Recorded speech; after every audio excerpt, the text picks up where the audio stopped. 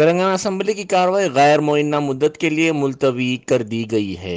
वजीर उमूर मुक़न्नना प्रशांत रेड्डी ने कहा कि मुक़न्नना का यह इजलास बामायने रहा और अरकान को जो वक्त अलाट किया गया था उसका भरपूर इस्तेफादा किया गया।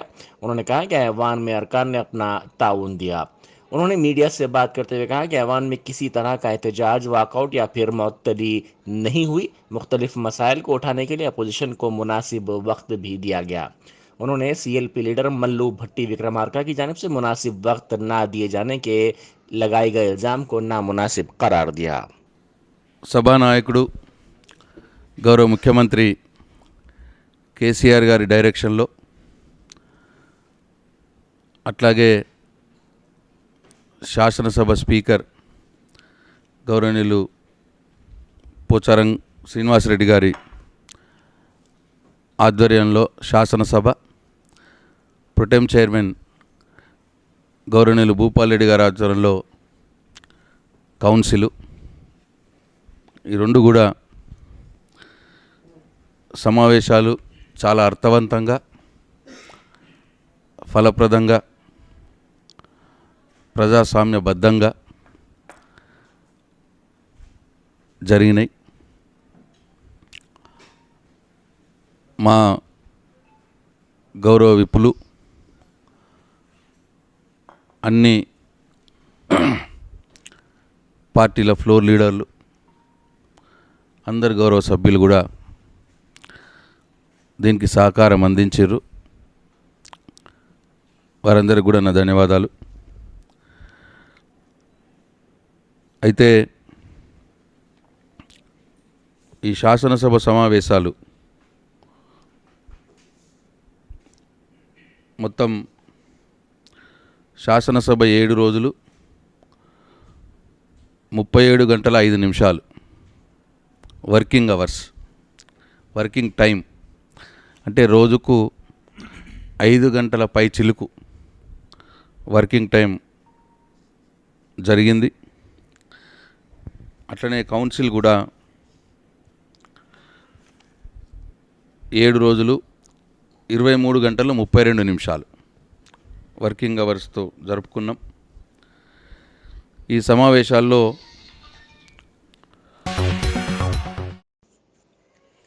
महकमा मौसमियात ने आइंदा 3 दिनों के दौरान शहर हैदराबाद में मजीद बारिश की पेश कयासी की है। कल शब हुई बारिश के नतीजे में शहर में आम जिंदगी मफलूज हो गई। गाड़ी सवारों को सड़कों पर पानी की वजह से मुश्किल सूरत हाल का सामना करना पड़ा। ताहम बारिश से मुताल्लिक मुश्किलात आवाम का आइंदा चंद दिनों तक पीछा करती रहेंगी, क्योंकि महकमा मौसमियात ने रियासत में आइंदा 3 दिनों के दौरान बारिश की पेश कयासी की है।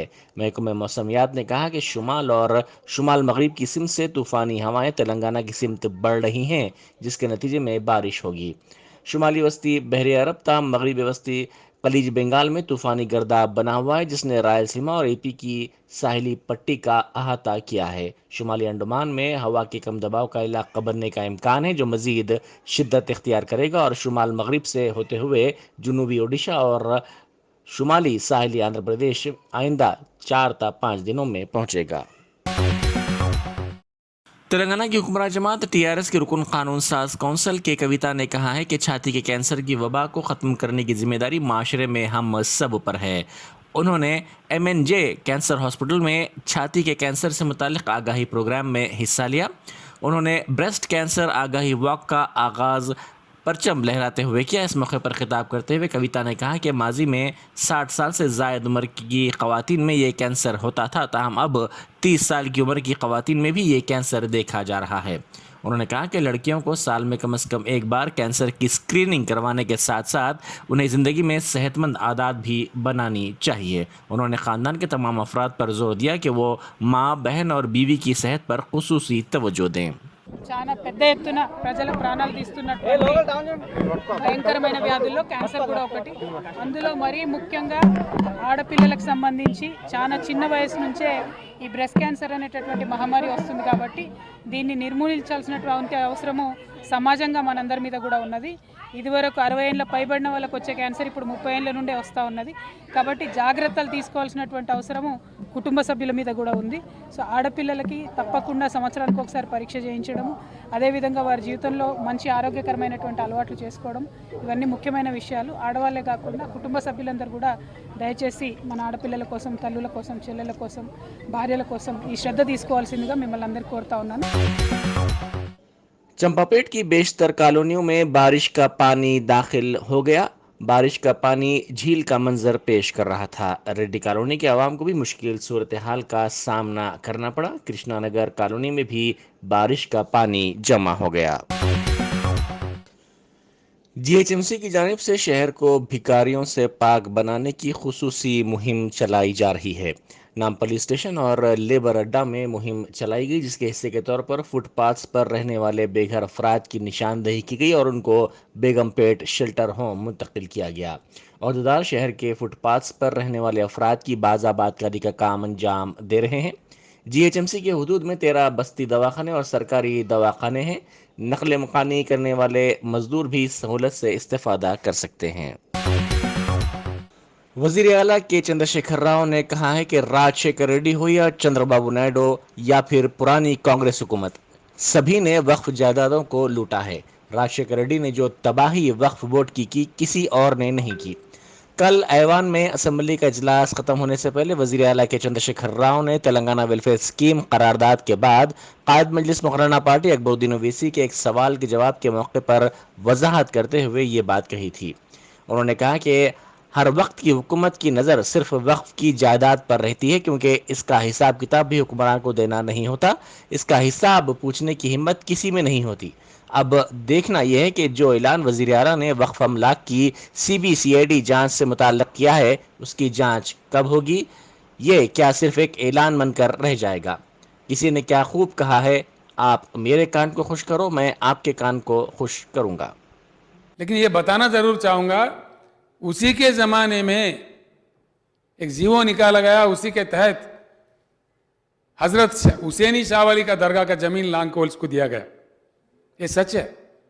बियावानी का दरगाह चेवेला में उसी के ज़माने में बिकने के लिए रखे, हम जाके लड़े वहाँ पे, हमारे महमूद भाई के साथ जाके 100 मुसलमान जाके वहाँ पे लड़े, हम लोग उसको रोक दिए।